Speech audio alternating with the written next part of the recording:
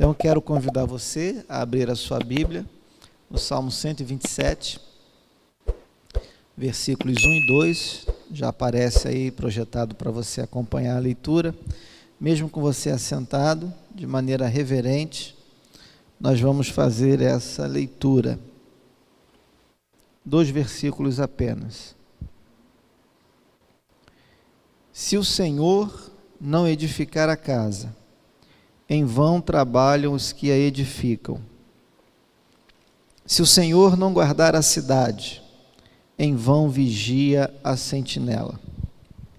Será inútil levantar de madrugada, dormir tarde, comer o pão que conseguiram com tanto esforço. Aos seus amados, Ele o dá enquanto dormem. Deus, eu também oro a Ti, pedindo graça sobre a minha vida. Que o Senhor glorifique o Teu nome, em mim e através de mim. Que o Senhor nos ajude a entender a Tua palavra nesta noite, em nome de Jesus Cristo. Queridos, tem um ditado popular que é bem conhecido de cada um de nós, pelo menos pelos mais antigos, né? Os mais novos não conhecem muitos ditados populares, né? Provérbios da sabedoria popular, né? Eu brinco lá em casa, principalmente com a Flaviane, que a minha falecida avó, a Neuza, ela sabia um monte de ditado. Eu aprendi bastante, né? Eu copio bastante ditado que eu ouvia a minha avó dizer em casa, né? E um desses, né, é justamente o que eu quero trazer para você aqui. Tem um ditado que diz assim: quem casa quer, vocês conhecem, né? Quem casa quer casa. Exatamente. Quem casa quer casa. Queridos, um dos alertas que esse ditado popular contém tem a ver justamente com aqueles que pretendem construir uma família. Quem pensa em construir uma família deve considerar algumas coisas. E uma delas, sem dúvida alguma, é a responsabilidade de prover meios para sustentar a sua casa. Essa é uma verdade universal.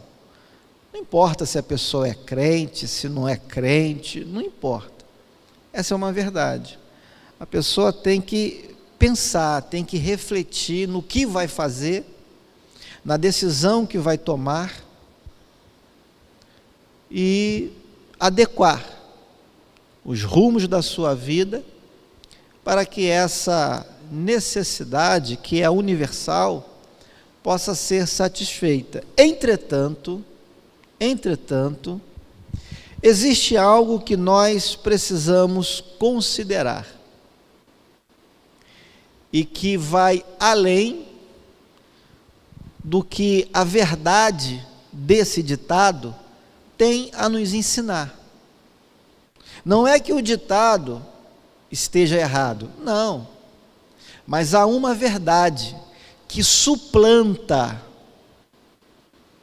que se sobrepõe ao significado desse ditado popular. E essa verdade tem a ver justamente com o que o sábio rei Salomão declarou. O autor do Salmo 127 é Salomão. Salomão foi uma pessoa riquíssima. Salomão foi uma pessoa dotado de uma sabedoria extraordinária. E no auge da sua vida, no auge da sua riqueza, depois de ter feito muitas coisas, experimentado tantas outras, Salomão chega à seguinte conclusão: se o Senhor não edificar a casa, em vão trabalham os que a edificam. Se o Senhor não guardar a cidade, em vão vigia a sentinela. E veja o adjetivo que ele emprega agora, para dar força à sua argumentação. Ele vai dizer assim, no versículo 2: será inútil levantar de madrugada, dormir tarde, comer o pão que conseguiram com tanto esforço. Aos seus amados, ele, ou seja, Deus, o dá, ou seja, dá o pão, dá o sustento, enquanto dormem. Certa vez, meditando sobre essa passagem, eu me deparei com um comentário sobre ela, de um pastor, teólogo, escritor chamado John MacArthur, pastor americano. John MacArthur, explicando esse texto, ele diz algo muito interessante. John MacArthur diz que, quando Salomão escreve essa passagem, Salomão estava se referindo à soberania de Deus, que pode ser vista, de acordo com o Salmo aqui, sob 3 esferas, sob 3 perspectivas. A primeira delas, a soberania de Deus na construção de uma casa, de um lar. A segunda esfera é a soberania de Deus na proteção, na guarda de uma cidade. E a terceira esfera de atuação da soberania do Senhor é justamente no sustento do pão nosso de cada dia. É isso que, em síntese, Salomão está querendo nos comunicar nesses 2 primeiros versículos do Salmo 127. E John MacArthur comenta ainda mais esse salmo.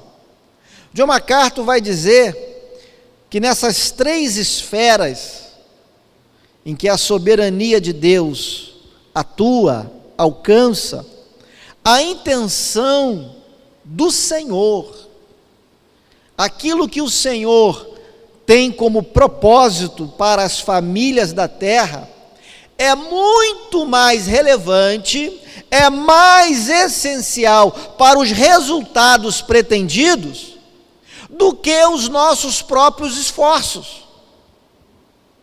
Eu vou repetir isso para você. John MacArthur explica que na obtenção de resultados positivos, vale muito mais a soberania de Deus, a atuação de Deus, os propósitos de Deus para as nossas famílias, do que os próprios esforços humanos.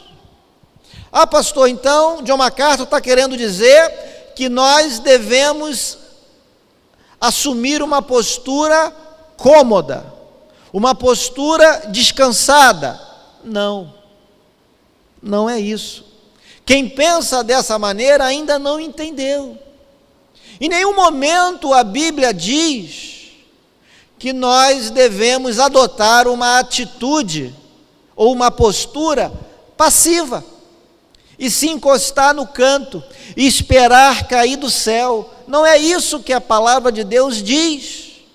Mas a palavra de Deus, por meio da boca do sábio Salomão, está nos ensinando que os nossos esforços não são suficientes quando eles estão alheios à vontade do Senhor, à soberania de Deus.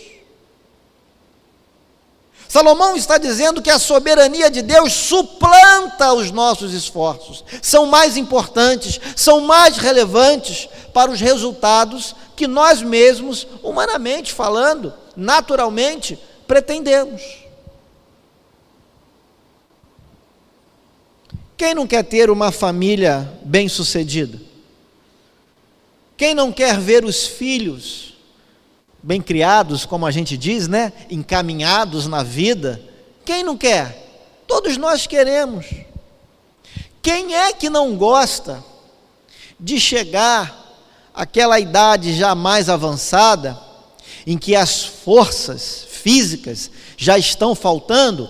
Quem não gosta de chegar a essa fase da vida com a sua aposentadoria certinha no final do mês, com a sua casinha própria, sem ter que pagar o aluguel? Todos nós gostamos. Quem é que casa e não faz votos de chegar ao final da vida com seu casamento ali direitinho, ajustado, ver os filhos casados, poder paparicar os netos? Quem é que não gosta disso? Quem é que não faz esses planos? Todos nós fazemos. E a gente se empenha, e é natural que a gente faça isso. É bom que a gente faça isso. Só que Salomão está dizendo, queridos, que isso não é tudo. Que isso, na verdade, é insuficiente. Salomão está dizendo, queridos, que a manutenção do nosso lar, a preservação da nossa família, provém, em última análise, do próprio Senhor, do próprio Deus, que foi quem instituiu a família. Então, se nós queremos ter uma família bem estruturada, se nós queremos ter um casamento ajustado, se nós queremos criar filhos de maneira adequada, nós precisamos atentar para o que o Senhor da família, o Criador da família, tem a nos dizer, tem a nos ensinar.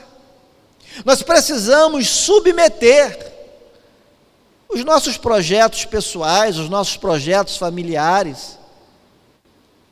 Nós precisamos submeter tudo isso à vontade do Senhor.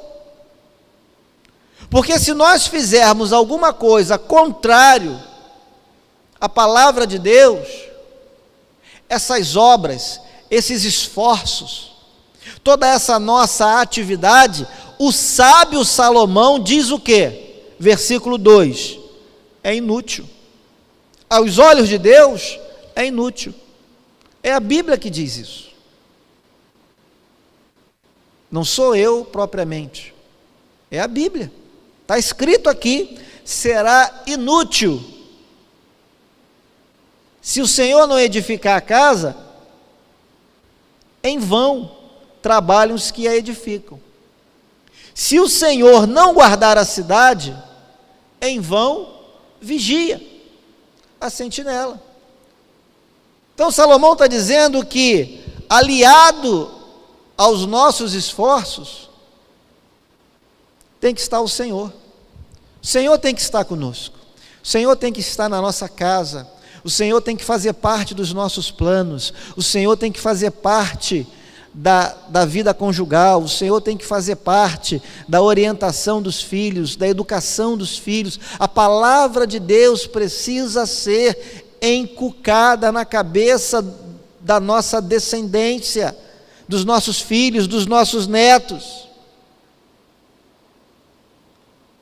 E tudo isso, queridos, por quê? Porque a palavra de Deus diz também, lá em Hebreus capítulo 1, versículo 3, que o Senhor é aquele que sustenta todas as coisas pelo poder da sua palavra. Então nós não podemos abrir mão dessa palavra do Senhor, desse poder que é capaz de preservar a nossa casa, manter o nosso casamento, fazer com que tenhamos uma boa relação com os nossos filhos. Não é possível abrir mão do que a palavra de Deus ensina. Não é possível que as famílias da igreja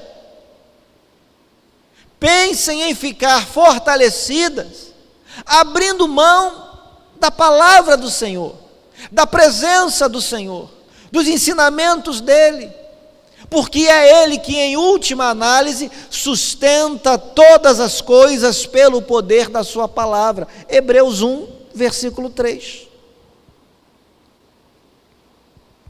E aí, irmãos, com base nisso, eu queria comentar com vocês 2 benefícios de nós acreditarmos nas palavras de Salomão, no conselho de Salomão, e de nós vivermos de acordo com ela. 2 razões para isso. Em primeiro lugar, se nós acreditamos no que a palavra de Deus diz, se nós estamos dispostos a viver de acordo com os ensinamentos do Senhor, em primeiro lugar, muitos distúrbios psíquico-emocionais serão evitados. Como assim, pastor? É fácil você entender. Hoje você olha para o semblante das pessoas, para o semblante das famílias, as pessoas vivem preocupadas.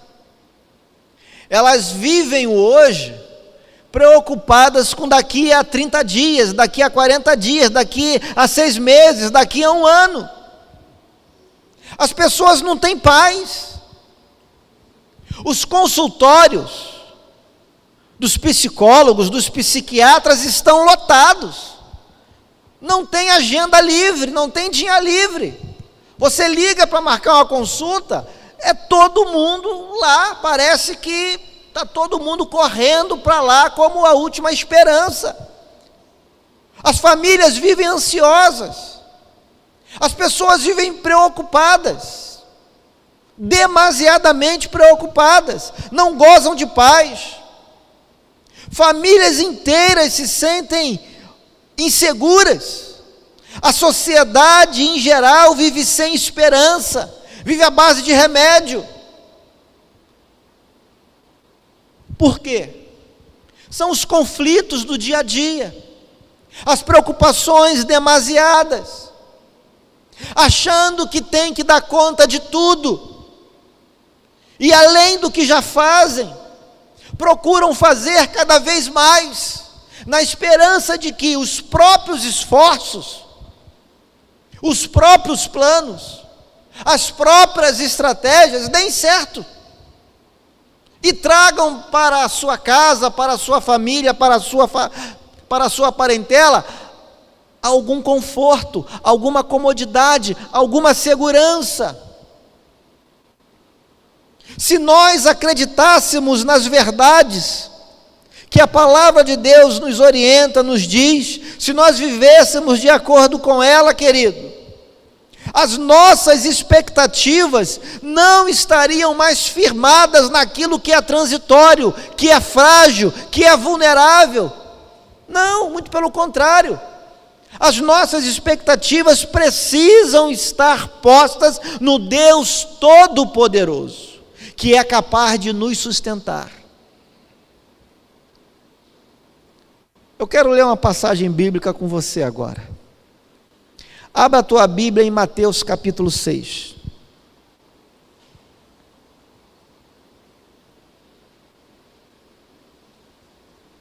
Verso 25. Eu quero me permitir essa leitura até o verso 34. Por favor.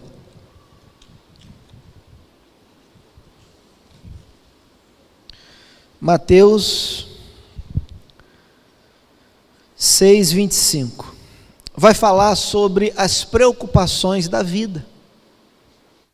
Todos nós temos as nossas preocupações, mas a preocupação excessiva gera ansiedade. A ansiedade, ela pode se tornar um distúrbio, ela pode comprometer as suas emoções. Ela pode comprometer a sua capacidade de raciocínio. Ela pode fragilizar o seu sistema emocional. A ansiedade excessiva, ela pode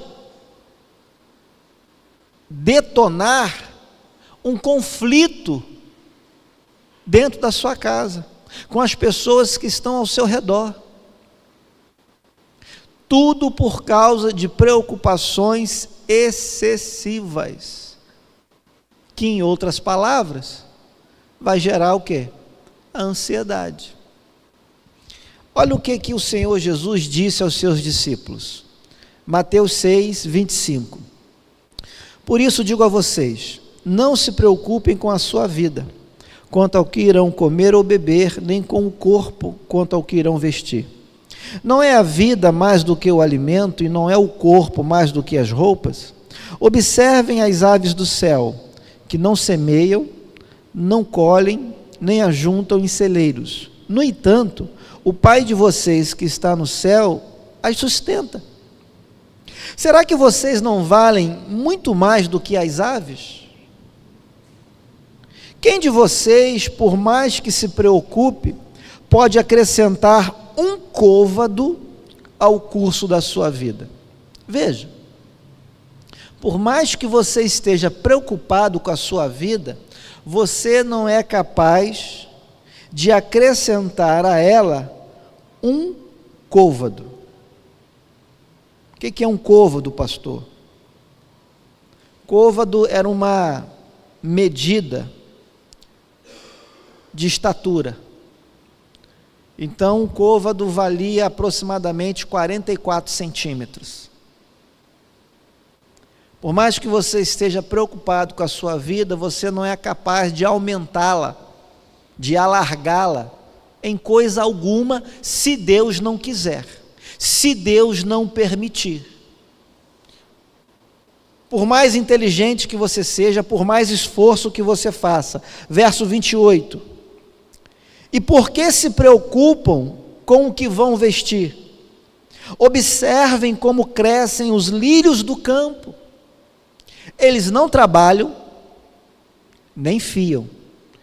Eu, porém, Jesus falando, afirmo a vocês que nem Salomão em toda a sua glória se vestiu como qualquer deles. Ora, se Deus veste assim a erva do campo, que hoje existe e amanhã é lançada no forno, não fará muito mais por vocês, homens de pequena fé? Portanto, olha como é que Jesus conclui esse discurso. Portanto, não se preocupem dizendo, que comeremos, que beberemos, ou com que nos vestiremos. Agora ele vai explicar, por que você não deve andar ansioso pelo dia de amanhã. Ele vai explicar, porque os gentios aqui são os descrentes, porque os gentios é que procuram todas estas coisas.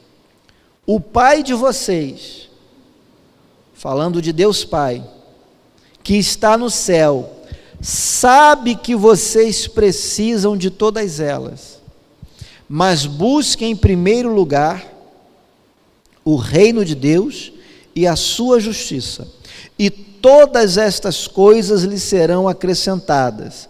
Portanto, ênfase agora na conclusão, não se preocupem com o dia de amanhã, pois o amanhã trará os seus cuidados, basta ao dia o seu próprio mal. Veja a palavra de Jesus, a orientação do Senhor para os seus discípulos. Queridos, nós precisamos entender que se Deus cuida dos pássaros, se Deus cuida da vegetação, Ele tem poder para cuidar de nós, que fomos feitos à imagem e semelhança dEle, especialmente se nós somos seus servos, se nós cremos no seu Filho como Senhor e Salvador da nossa vida, se nós fazemos parte do seu povo, Deus é poderoso para nos sustentar. Basta que, em primeiro lugar, busquemos o seu reino e a sua justiça. Talvez seja esse o ponto em que muitas famílias pecam. E no transcurso da sua vida, se desajustam. Quando a gente não coloca o reino de Deus e a sua justiça em primeiro lugar, e a gente começa a andar ansioso para um lado, para o outro, preocupado com o dia de amanhã, com o mês seguinte, com o semestre que vem, com o ano seguinte, daqui a 5 anos, 10 anos, 50 anos. Quando a gente começa a entrar numa paranoia por causa disso tudo, a gente se esquece daquilo que é mais importante, daquilo que é valioso. Aí a família, em vez de funcionar bem, começa a experimentar desajustes no próprio lar. Aí daqui a pouco as pessoas começam a se perguntar: poxa, mas eu estou me empenhando tanto, eu estou me esforçando tanto. Sim, mas você está colocando Deus em primeiro lugar na sua vida? Deus tem ocupado o primeiro lugar na convivência do seu lar? Entre você e a sua esposa? Entre vocês e os seus filhos?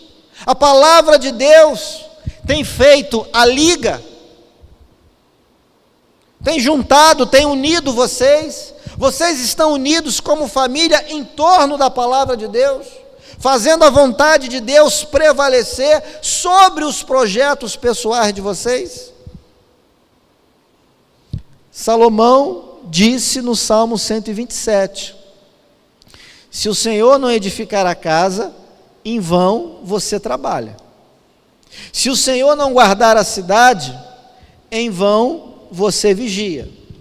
Estou parafraseando aqui. Será inútil levantar de madrugada, dormir tarde, comer o pão que conseguiram com tanto esforço. É inútil. É um esforço aos olhos de Deus inútil, porque se choca com a vontade dEle, se choca com a palavra dEle. Irmãos, meu segundo ponto aqui é que se nós confiarmos mais nas verdades que a palavra de Deus diz sobre a nossa família, sobre o nosso casamento, sobre a criação dos nossos filhos, o meu segundo ponto é que se isso acontecer, a própria igreja de Cristo, a própria igreja do Senhor, vai deixar de fazer certas alianças com determinadas pessoas e determinadas instituições para passar a confiar mais no seu Redentor. Nós estamos assistindo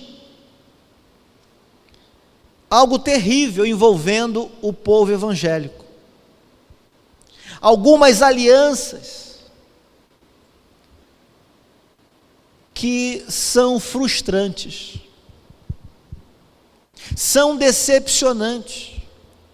Parece que o sucesso da igreja, o êxito da igreja, o êxito da nossa família, parece que o êxito da sociedade, o progresso da humanidade, está necessariamente vinculado a alguma instituição, seja ela civil ou militar, ou paramilitar. Parece que o êxito disso tudo está vinculado a um homem, a uma pessoa, a uma autoridade. Parece que nós, como igreja inclusive, passamos a depender mais do homem e das instituições do que do cabeça da igreja, do que do nosso Salvador, do nosso Redentor. Aí as alianças começam a aparecer, aí daqui a 6 meses, 1 ano e meio, 2 anos, os escândalos vêm, de um lado e do outro. A gente entra numa situação conflituosa, nebulosa, colocando a nossa esperança na mão daqueles que têm o coração corrompido, que não temem a Deus, e a gente passa a depender daquilo que eles prometem nos seus discursos inflamados, e todo mundo aplaude, todo mundo venera, todo mundo idolatra, e daqui a pouco vem a frustração, vem a decepção com um, com outro, com A, com B, com C, com a instituição A, Y, X e Z, e a gente esquece de olhar para a Bíblia, a gente esquece de olhar para o nosso Redentor, para o nosso Salvador, para aquele que sustenta todas as coisas, para aquele que é capaz de inclinar, inclusive, o coração do rei, para que o rei faça a vontade de Deus. É assim que a igreja da pós-modernidade está caminhando. E eu pergunto para você, em quem você e a sua família vem depositando a sua esperança? Em quem ou em que vocês têm confiado no seu dia a dia, durante a semana? Vocês estão dependendo de quê? De quem? A esperança de vocês está realmente no sistema econômico financeiro do Brasil? Do mundo? De algum país que é uma potência aí? Será que as nossas famílias, será que eu e você estamos achando que são essas pessoas que não temem a Deus é que vão trazer segurança para dentro do nosso lar? Será que nós estamos depositando a nossa esperança em algum programa social do Estado? Será que nós estamos depositando a nossa esperança na justiça de homens que têm o coração corrompido pelo pecado natural? Será que a nossa esperança está depositada em algum líder político que se apresenta, vez e outra aí, nas mídias, nas redes sociais, seja de direita, seja de esquerda, seja de centro, seja de baixo, seja de cima, seja de frente, seja de trás? A nossa esperança está em algum homem.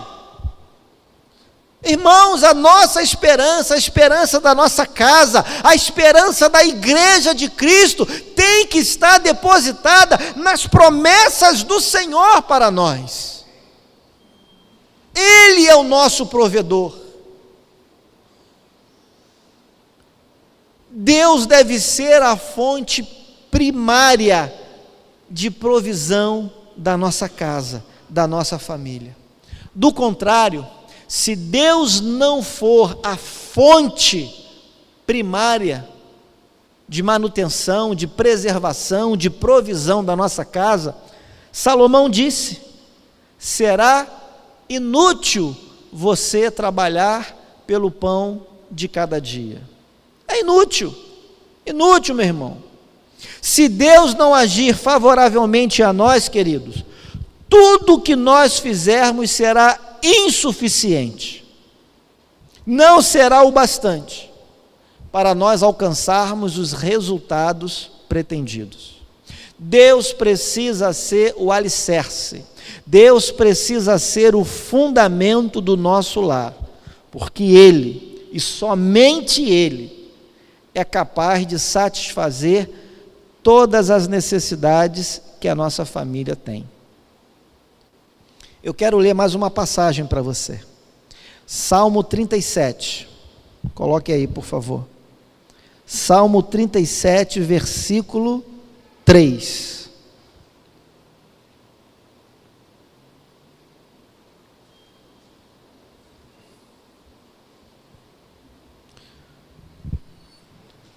Salmo 37,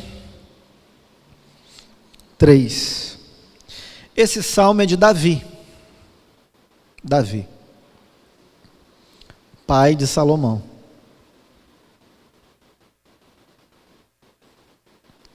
Olha o que Davi disse. Versículo 3: confie no Senhor e faça o bem, habite na terra e alimente-se da verdade, agrade-se do Senhor e Ele satisfará os desejos do seu coração. Entregue o seu caminho ao Senhor, confie nele, e o mais Ele fará. Olha que conselho maravilhoso que o Pai e o Filho nos dão. O que Davi disse anteriormente foi confirmado pelo próprio Filho. Davi experimentou a segurança de Deus, a provisão de Deus, e o seu filho Salomão, mesmo diante de toda a riqueza, de toda a prosperidade, e no auge da sua sabedoria, o filho pôde testemunhar. Em outras palavras, olha, não vale a pena viver sem Deus, não vale a pena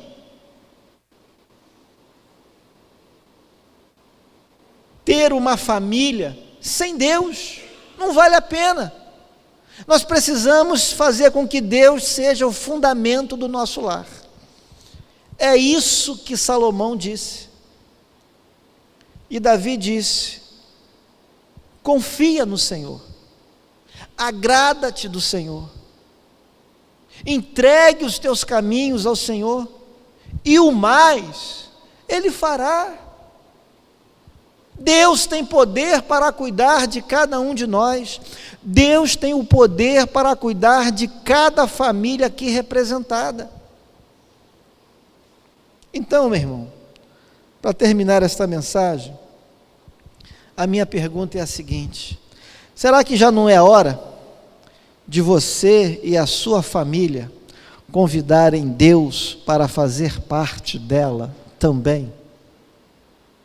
Não é hora de você tomar uma posição diante de Deus e falar: Senhor, vem tomar parte na minha vida, vem tomar parte no meu casamento, vem tomar parte no meu relacionamento com os meus filhos, com os meus netos. Senhor, vem cuidar de nós, vem ficar no meio de nós. O que está faltando para você tomar essa decisão? Se você já tomou, amém. Mas se você ainda não tomou, não perca mais tempo. Convide o Senhor para fazer parte da sua família. Outra coisa, experimentem o cuidado do Senhor, experimentem confiar nele. Davi acabou de nos dizer aqui: entrega o teu caminho ao Senhor, confia nele, e o mais Ele fará. Você já entregou a tua vida ao Senhor? Os teus caminhos estão realmente sendo desenhados, cuidados por Deus? Ou não? Entrega, meu irmão, entrega a tua vida, entrega o teu casamento, entrega a tua família aos cuidados de Deus. Experimente essa segurança, essa paz. Experimente o que Deus tem para fazer por vocês. E finalmente, o auxílio de que as famílias da terra necessitam, amados, provém da ajuda do céu, da ajuda do alto, e não da autoajuda. Entendeu isso? A ajuda que as famílias da terra necessitam não vem da autoajuda. Vem da ajuda do alto, da ajuda do céu, da morada de Deus, do trono de Deus, da glória de Deus. Nossas famílias carecem do socorro divino. Você carece do socorro divino. Eu preciso do socorro de Deus. Esta igreja precisa do auxílio do Senhor. Então eu quero te convidar nesta hora a fazer essa oração comigo, pedindo para que Deus verdadeiramente faça parte da sua casa. Eu convido você a fazer essa oração comigo, pedindo para que Deus tome o controle do seu casamento, tome o controle dos seus filhos, que o Espírito Santo de Deus possa trabalhar na sua mente, como nós cantamos ainda há pouco. Vamos clamar o nome de Jesus sobre a nossa casa, sobre a nossa família, sobre toda a ansiedade, sobre toda a depressão. Nós precisamos da presença do Senhor na nossa vida, para que possamos gozar de paz, gozar de alegria, de satisfação, de felicidade, para que possamos sair do nosso trabalho e retornar para as nossas casas alegres, por saber que quando chegarmos lá, vamos encontrar um porto seguro, vamos encontrar a pessoa que amamos, vamos receber um carinho, um afago, vamos poder sentar à mesa e fazer uma refeição juntos, em família, com paz, com diálogo, em saber que vamos chegar em casa e vamos rir, vamos dar gargalhadas, em vez de ficarmos ranzinzas, rabugentos, bicudos. Nós precisamos convidar o Senhor para dentro das nossas casas. Só Ele pode sustentar a nossa família. Ele é o provedor dos nossos lares. Amém? Vamos orar?